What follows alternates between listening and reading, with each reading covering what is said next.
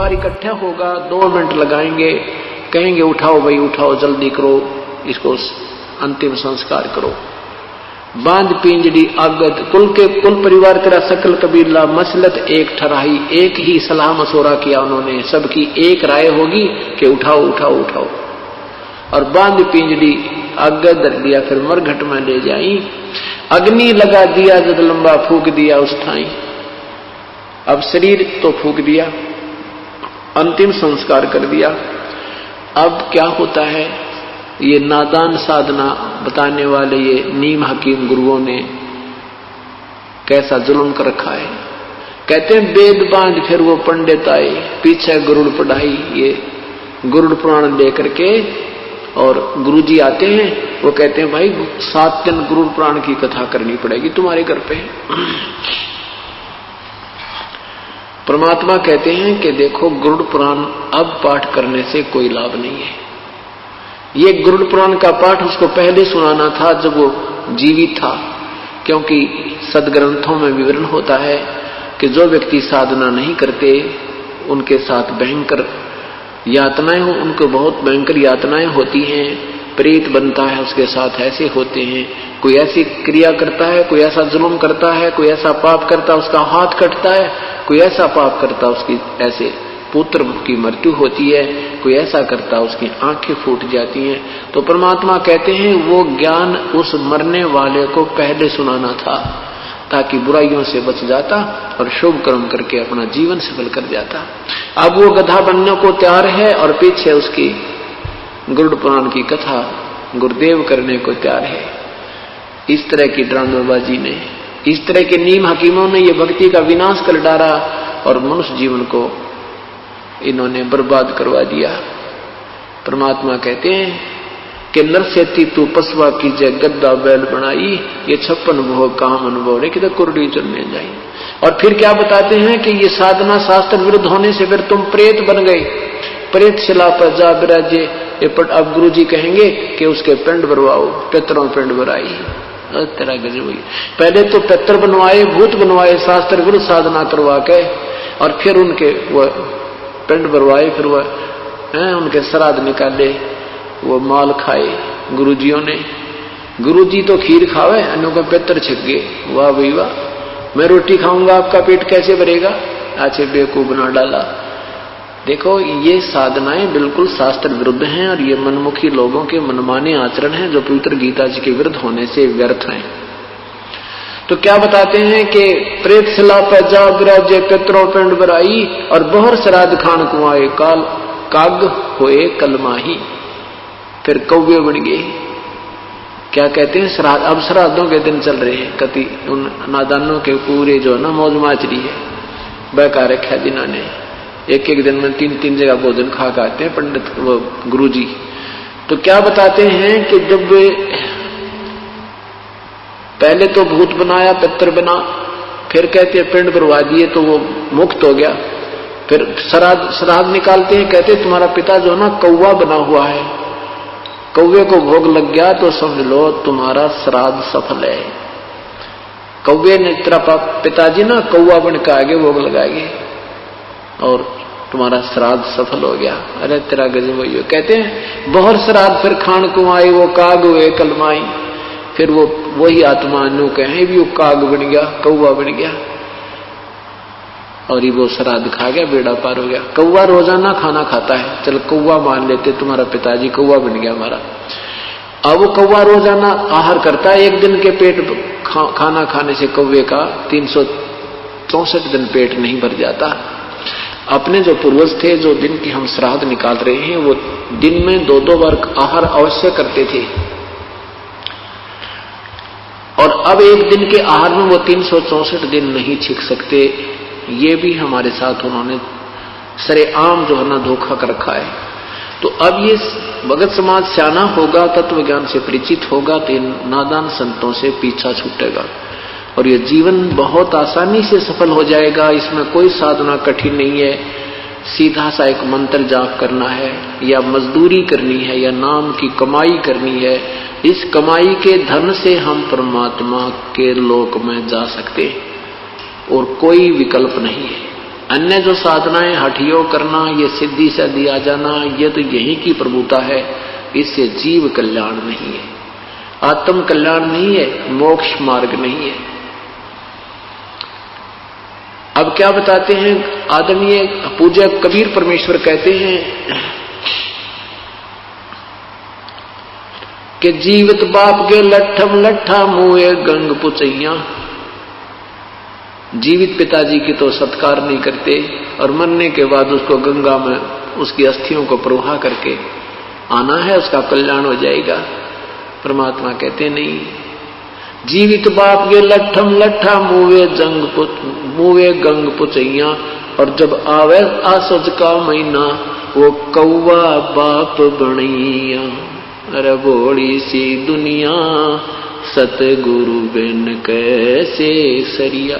यानी पूर्ण संत के बिना, तत्व ज्ञान के बिना कैसे बात बनेगी। इन नादानों ने कैसा मूर्ख बना रखा है। पहले तो अंतिम संस्कार के समय कहते हैं इसकी अस्थियों को गंगा में डाल कर आओ, फिर कहते हैं श्राद्ध निकालो, कौवा बन गया। वो गति वहां भी गति की थी, फिर पिंड भरा दिए, वो भी गति होगी, और फिर कहेंगे वो कौवा बन गया, श्राद्ध निकालो। परमात्मा कहते हैं भूत जुनी जा छूटे हैं ये पिंड दान करते। गरीबदास जिंदा कहे भाई नहीं मिले भगवंते। इन क्रियाओं के करने से जो पिंडदान तुम करते, इससे उसकी भूत जुनी तो छूट जाएगी। फिर वो गधा बन गया, बता के गति करवाई पिंडदान करवा के तुमने। वो तो अब जीवित गति हुए। अब गति करनी हमने अपने आप करवा के जानी है। अपना यहीं पर भक्ति साधना कर लो, यही आपके श्राद्ध निकलन लग रहे। 7 दिन श्राद्ध होंगे यहाँ पे। जो आत्मा यहाँ आगी उसका कल्याण हो जाएगा और तत्व ज्ञान होगा, मोक्ष मार्ग प्राप्त होगा। यहाँ उसकी भक्ति साधना मिलेगी, उसको कमाई बनेगी। कई प्रकार से कमाई होती है साधना से, जैसे संत के दर्शन से भी पुण्य होते हैं। सत्संग की तरफ चलते हैं, एक कदम का भी बहुत पुण्य है। यहाँ करिए अमर कथा सुनते हैं, इसका भी पुण्य होता है। फिर यहाँ सेवा करते हैं, कोई दान करते हैं। ये सब पुण्य हमने संग्रह करके और यहाँ से सतलोक जाने की तैयारी करनी है। यही हमारा मूल उद्देश्य है सत्संग में आने का। फिर क्या बताते हैं, स्वरत जय सतगुरु की संगत करते तेरे सकल कर्म कट जाई। यदि तुम पूर्ण संत की शरण में आ जाते, ना श्राद्ध निकालने थे, ना अस्थि उठानी थी, ना अस्थि उठाने की आवश्यकता पड़ती, ना उसको गंगा पहुंचाने की आवश्यकता पड़ती, न ही श्राद्ध निकालने की आवश्यकता थी, ना फिर पिंड बनवाना, ना वो भूत बने, ना पितर बनना था, ना पशु बनने। जय सतगुरु सदगुरु। पुण्यात्मा अभी तुम बालक हो, बुद्धि विवेक से जब विचार करोगे इस पृथ्वी पर आपको कोई संत नजर नहीं आएगा।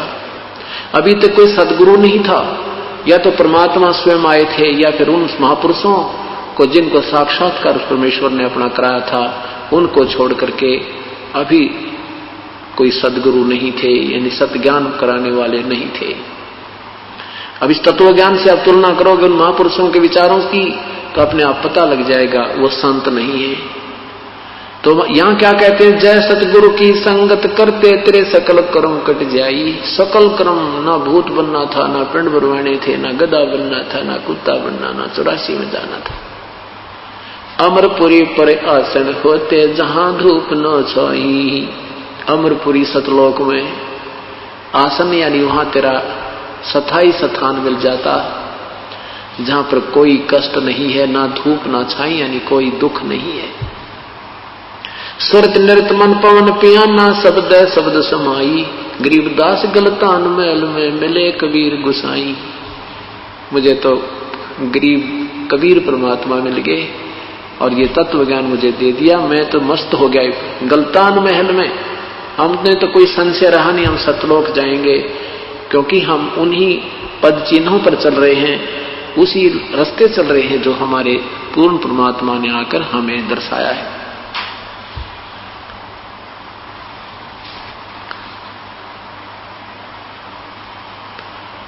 अब हमने ये देखना है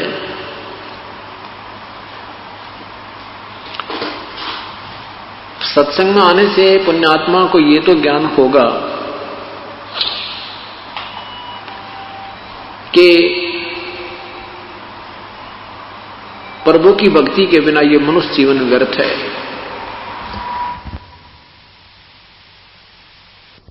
फिर पाछे पछतावेगा भाई आजा बंदे शरण राम की पछतावेगा। बालू की बीत पवन का खंबा कब लग खैर मनावेगा। बालू की बीत पवन का खंबा कब लग खैर मनावेगा। आजम तेरे घटन घेर तू राम कहन न पावेगा। आजम तेरे घटन घेर तू राम कहन न पावेगा। भाई आजा बंदे फिर पाछे पछताए। काल बलि तेरे सिर पर बैठा भुजा पकड़ ले जावेगा। काल बलि तेरे सिर पर बैठा भुजा पकड़ ले जावेगा।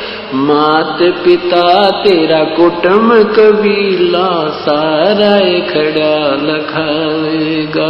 मात पिता तेरा कुटुंब कबीला सारा खड़ा लखावेगा। भाई आजा बंदे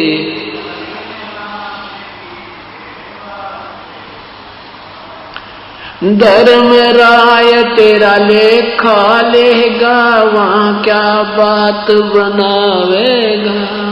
धर्म राय तेरा लेखा लेगा वहां क्या बात बनावेगा। लाल खंभ से बांधा जा बिन सतगुरु कौन छुटावे। लाल खंभ से बांधा जा बिन सतगुरु कौन छुटावेगा। भाई आजा बंदे फिर पाछ पछतावे। दिया लिया तेरे संग चलेगा दरा ढक्या रह जावेगा। दिया लिया तेरे संग चलेगा दरा ढक्या रह जा। कह कबीर सुनो भाई साधो करनी के फल पावेगा। हाँ कह कबीर सुनो भाई साधो करनी के फल पावे। आजा बंदे शरण राम की फिर पाछ पछतावेगा। सत साहिब आजा बंदे शरण राम की फिर पीछे पछतावेगा। अब सबसे पहले हमने राम समझना है। राम किसे कहते हैं, परमात्मा की परिभाषा क्या है। जैसे यहां संसारिक व्यवहार से हम सोचेंगे तब परमात्मा की परिभाषा में समझ में आएगी। जैसे किसी एक विभाग में आप लीजिए तहसीलदार भी साहब कहलाते हैं, तहसीलदार साहब, फिर एसडीएम साहब, डिप्टी कमिश्नर साहब, कमिश्नर साहब, मंत्री साहब, मुख्यमंत्री साहब, प्रधानमंत्री साहब और राष्ट्रपति साहब, ये सभी साहब कहलाते हैं। लेकिन इनकी शक्ति में, पावर में दिन रात का अंतर होता चला जाता है। यही व्यवस्था परमात्मा को समझने के लिए आपने याद रखना होगा। जैसे तीन लोक के राम हैं, मालिक हैं, स्वामी हैं, प्रभु हैं। तीन लोक, एक ब्रह्मांड में तीन लोक में एक विभाग के मंत्री साहब हैं, राम हैं, प्रभु हैं। कौन? रजगुण ब्रह्मा, सतगुण विष्णु, तमगुण शिव जी। रजगुण विभाग के भगवान ब्रह्मा जी, सतगुण विभाग के भगवान विष्णु जी और तम गुण विभाग के भगवान शिव जी। केवल पाताल लोक, पृथ्वी लोक और स्वर्ग लोक के ही इन प्राणियों के ऊपर इनका अधिपत्य है। महास्वर्ग में इनका कोई लेन देन नहीं है। अन्य जो स्थान है इसी ब्रह्मांड में, उन पर भी इनका अधिपत्य नहीं है। एक ब्रह्मांड में एक विभाग के मंत्री साहब यानी राम, भगवान ब्रह्मा, भगवान विष्णु, भगवान शिव है। ये भी राम है। इनके पिताजी 21 ब्रह्मांड के प्रभु हैं, राम हैं, साहब हैं, जिसे ब्रह्म कहते हैं, ब्रह्म क्षर पुरुष भी कहते हैं। और 7 संग ब्रह्मांड का राम है परब्रह्म, जिसको अक्षर पुरुष कहते हैं। वो भी राम है, वो भी मालिक है, वो भी स्वामी है, वो 7 संग ब्रह्मांड का मालिक है।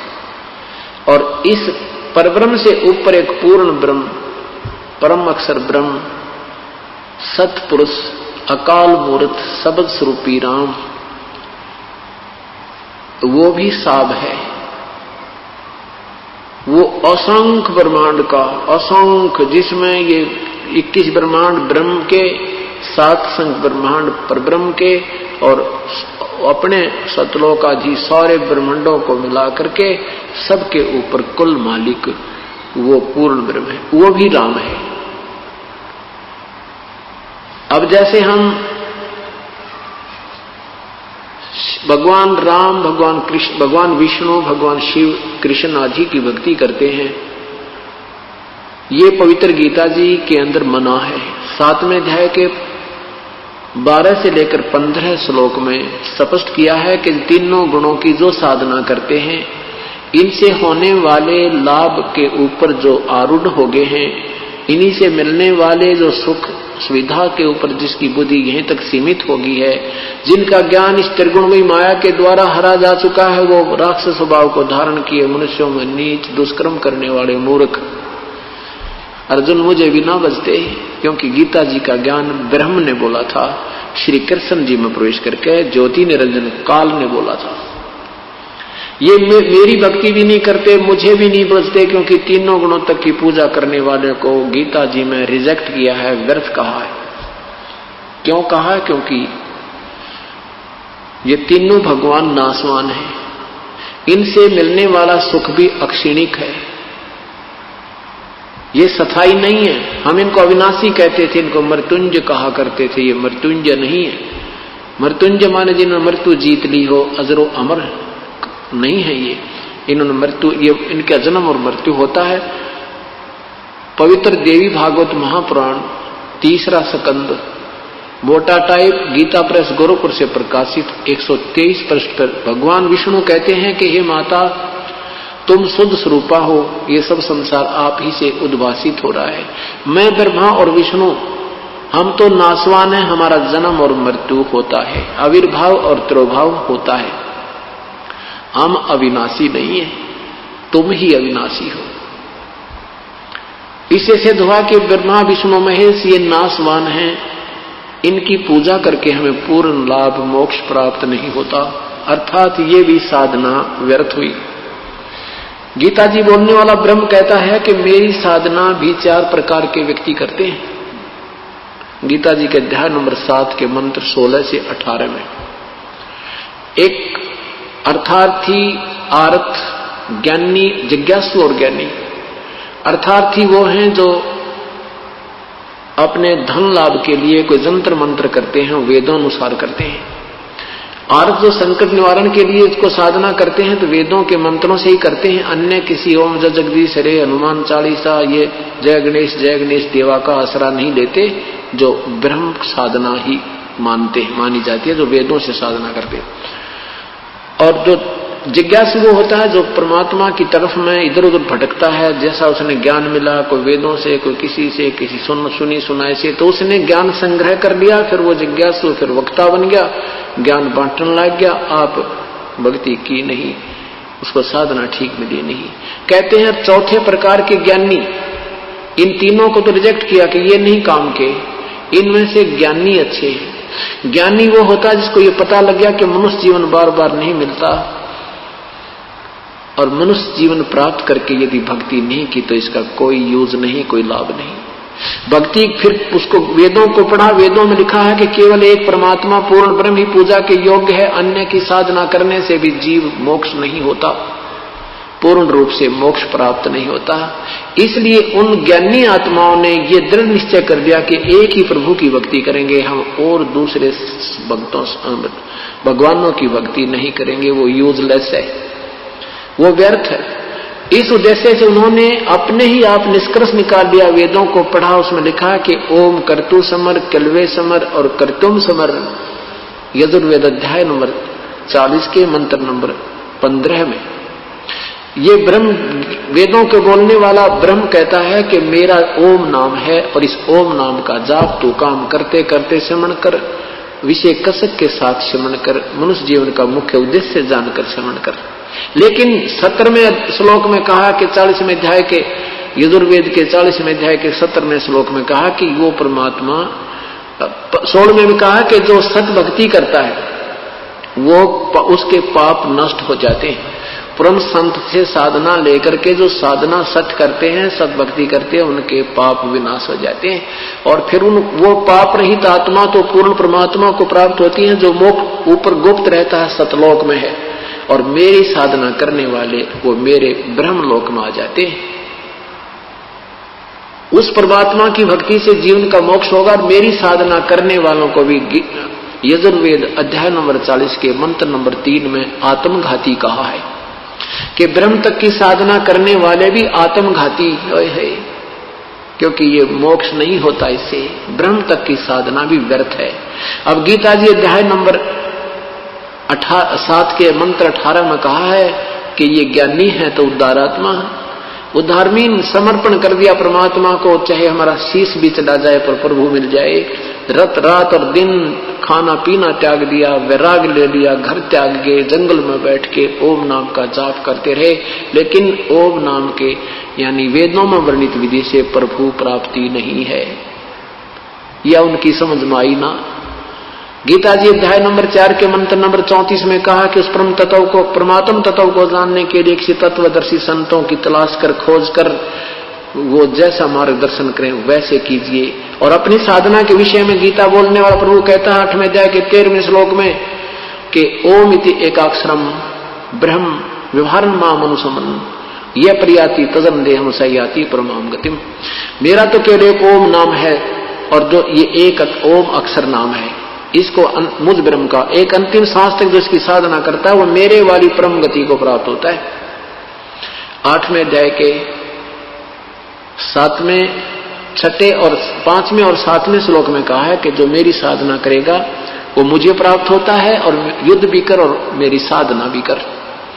8वें अध्याय के 5वें श्लोक में कहा कि ये नियम है, ये विधान है प्रभु का कि अंत समय में जो जिसके अंदर आस्था रखता हुआ, भजन करता हुआ, सिमरण करता हुआ प्राण त्यागता है उसी को प्राप्त होता है। 8वें अध्याय के 8, 9, 10 में कहा कि जो उस परमात्मा की भक्ति करता है, उस परम देव परमेश्वर की भक्ति करता है, करता हुआ प्राण त्याग जाता है तो उसी को प्राप्त होता है। उसके लिए किसी तत्वदर्शी संत की तलाश करो। मैं नहीं जानता उसकी भक्ति विधि को। कौन? गीता बोलने वाला प्रभु कह रहा है। ऐसे वेदों को बोलने वाला प्रभु भी कह रहा है कि मैं 40वें अध्याय यजुर्वेद अध्याय नंबर 40 के मंत्र नंबर 10 में कहा कि उस परमात्मा के विषय में कोई साकार बताता है, कोई निराकार कहता है। ये भी व्याख्या सही नहीं। इसके विषय में भी कोई तत्वदर्शी धीराणाम संत यानी तत्वदर्शी संत बताएंगे, जैसा वो कहें फिर उनसे सुनो। गीता बोल वहां वेदों के बोलने वाला प्रभु भी अपने तक की ज्ञान बता करके वो ऑप्शन छोड़ दी। अब उन ऋषियों को वो तत्वदर्शी संत मिला नहीं, अपने आप निष्कर्ष निकाल कर जो साधना है उन्हें की, वो प्रभु प्राप्ति की नहीं थी। गीता जी के अध्याय नंबर 11 के मंत्र नंबर 47-48 में लिखा है कि अर्जुन ये मेरा रूप, ये वास्तविक रूप है, ये मैं तुझे दिखा रहा हूं जो मेरा विराट रूप है, ये है मैं काल हूं, और इसकी प्राप्ति तेरे अतिरिक्त ना तो पहले हुई ना फिर हो सकती। और इसकी प्राप्ति कैसे हो सकती? ना वेदों वर्णित विधि से, ना यज्ञ से, ना तप से, ना जप से, ना किसी साधना से मेरे दर्शन अर्थात ब्रह्म प्राप्ति नहीं है। इसी कारण से संत ऋषियों ने साधनाएं की, ओम नाम के जाप, वेदों अनुसार यज्ञ किए, हवन किए, लेकिन परमात्मा नहीं मिला। गीता जी के अध्याय नंबर 7 के मंत्र नंबर 24 में कहा कि ये बुद्धिहीन जन समूह मेरे उस घटिया अटल नियम को नहीं जानता कि मैं अपनी योग माया से छुपा हुआ कभी भी किसी के सामने प्रत्यक्ष नहीं होता। ये मुझे कृष्ण मान रहे होंगे, मैं कृष्ण नहीं हूं, मैं व्यक्त नहीं होता, मैं अपनी योग माया से गुप्त रहता हूं, अर्थात वो साकार है लेकिन सामने नहीं आता। ये मेरा अटल घटिया नियम है।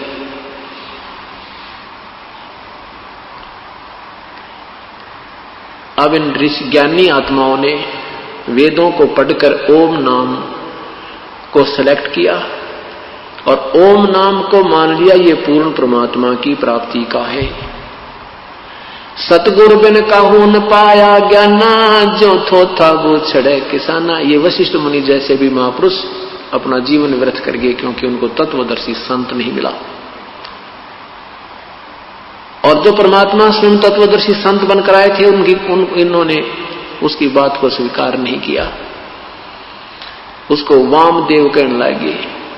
व्यंग्यात्मक नाम रख लिया वामदेव। वामदेव माने उल्टा चल रहा है, एक दायां हाथ एक बामा। तो वामदेव माने उल्टा ज्ञान प्रचार करने वाला कहने लगे भगवान को। अब देखो पुण्यात्माओं, सारा संसार एक तरफ ज्ञान दे रहा है, ये दास एक तरफ, और ये दास शास्त्र अनुसार बता रहा है जो हमारे सदग्रंथ बता रहे हैं, और अभी तक वो संत दंत कथा सुना रहे हैं। अब वो हमें कहते हैं वो तो उल्टी बात करता है, वो सारी सबकी निंदा करता है। ऐसे ही परमात्मा के साथ इन्होंने व्यवहार किया था। जब वो तत्वदर्शी संत बनकर स्वयं आए थे तब भी उनको रिजेक्ट कर दिया था इन अनजान ऋषि महर्षियों ने, और जिसका अभी तक खामियाजा भोगना पड़ रहा है। वो तत्वदर्शी संत जब तक नहीं मिला तो क्या हुआ कि इन ज्ञानी आत्माओं ने ये तो पता लग गया कि मनुष्य जीवन बार बार नहीं मिलेगा। आप चाहे इस मिट्टी को कितना ही कष्ट हो जाए, चाहे ये मिट्टी कितनी ही दुख हो जाए, चाहे खराब हो जाए, पर मालिक के नाम पर हो जाए। इस उद्देश्य से उन्होंने दिन रात ओम नाम का जाप किया, उसे परमात्मा नहीं मिला क्योंकि वो रूल है, नियम है। इससे प्रभु वेदों वर्णित विधि से भगवान नहीं मिले। अन्य साथ सुख हो जाते हैं, जैसे अच्छी कमाई बन गई, महास्वर्ग में पहुंच गया, हजारों युगों तक वहां रह गया, फिर उसके बाद इंद्र बन जा कि या पृथ्वी का राजा बन गया, वह सारी कमाई खा के फिर गधा बन गया, नरक से लग गया। इस तरह की सुविधाएं और ये असुविधाएं तो इस ओम नाम के यानी वेदों वर्णित विधि से होती हैं। परमात्मा प्राप्ति नहीं और आत्म कल्याण नहीं होता, मोक्ष नहीं होता।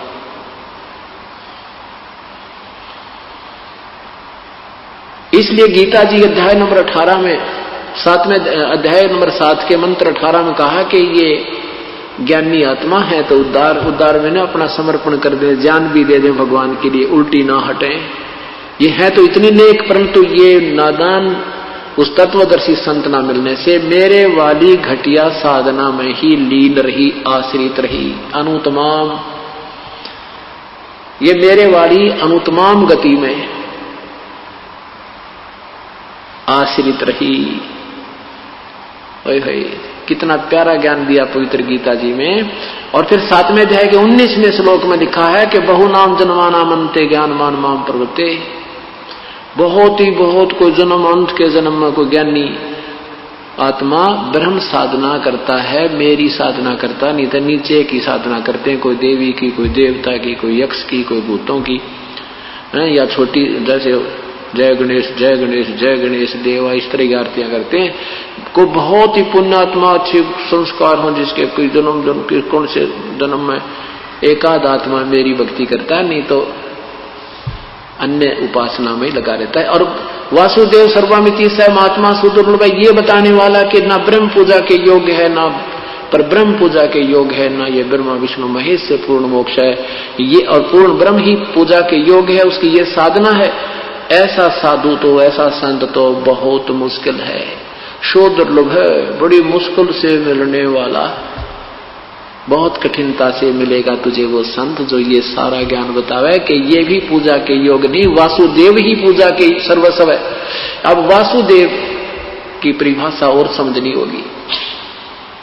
हम भगवान श्री कृष्ण को वासुदेव कहा करते, ये वासुदेव नहीं है। वासुदेव का अर्थ है सर्वशक्तिमान, सर्वव्यापक, सर्व का पालन करता। पूर्ण प्रभु, सर्वव्यापक, सबके ऊपर अधिपति। अब भगवान श्री कृष्ण जी के पूज्य पिताजी का नाम वासुदेव था, श्री कृष्ण का नाम वासुदेव नहीं था।